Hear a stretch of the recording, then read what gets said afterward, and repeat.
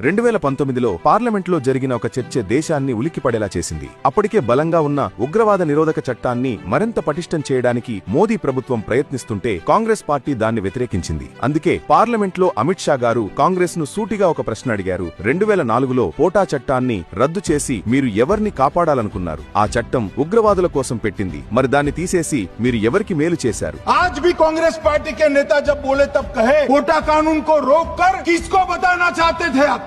किसको बचाना चाहते? पोटा तो आतंकवादियों के खिलाफ था। ఆయన ఈ ప్రశ్న అడగడం వెనక ఒక చేదు నిజం దాగి ఉంది. 2002లో అటల్ బిహారీ వాజ్పేయి గారి ప్రభుత్వం ఉగ్రవాదుల వెన్ను విరిచేందుకు పోటా ప్రివెన్షన్ ఆఫ్ టెర్రరిజం యాక్ట్ అనే ఒక కఠినమైన చట్టాన్ని తీసుకొచ్చింది. ఈ చట్టం కింద ఉగ్రవాదులను సులభంగా అరెస్టు చేయవచ్చు, బెయిల్ దొరకటం దాదాపు అసాధ్యం మరియు విచారణ వేగంగా జరిగేది. కానీ 2004లో కాంగ్రెస్ ప్రభుత్వం అధికారంలోకి వచ్చిన వెంటనే వాళ్లు చేసిన మొదటి పనేంటో తెలుసా? ఈ పోటా చట్టాన్ని రద్దు చేయటం. ఈ చట్టాన్ని దుర్వినియోగం చేస్తున్నారనే సాకుతో దాన్ని పూర్తిగా నీరుగార్చేశారు. ఆ నిర్ణయం ఎంతటి ఘోర తప్పిదమో ఆ తర్వాత జరిగిన రక్తపాతమే సాక్ష్యం. పోటా చట్టం రద్దయ్యాక ఉగ్రవాదులకు అడ్డే లేకుండా పోయింది. దేశంలో రక్తపుటేర్లు పారాయి. 2005 అయోధ్యలో రామజన్మభూమిపై ఉగ్రదాడి. 2006 ముంబై లోకల్ ట్రైన్లలో వరుస బాంబు పేలుళ్లు. 2008 దేశ చరిత్రలోనే ఒక చీకటి సంవత్సరం. జైపూర్లో 8, అహ్మదాబాద్లో 21, ఢిల్లీలో 5 వరుస బాంబు పేలుళ్లు. 2008 26/11 ముంబైపై పాకిస్తాన్ ఉగ్రవాదులు చేసిన దాడిని ఈ దేశం ఎప్పటికీ మర్చిపోదు.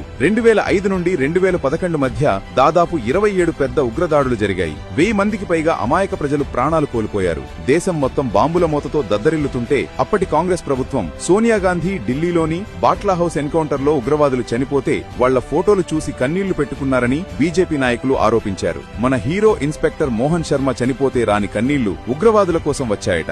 ఉగ్రవాదుల పట్ల ఇంతటి సానుభూత? ఇదేనా దేశాన్ని పాలించే తీరు? ఈ మొత్తం చరిత్ర చూశాక మీకేమనిపిస్తోంది? 2004లో పోటాను రద్దు చేయడం కాంగ్రెస్ చేసిన చారిత్రాత్మక తప్పిదమేనా? కింద కామెంట్స్ లో మీ గలం విప్పండి. ఈ నిజాలు ప్రతి భారతీయుడికి తెలియాలి. అందరికీ షేర్ చేయండి. జై హింద్.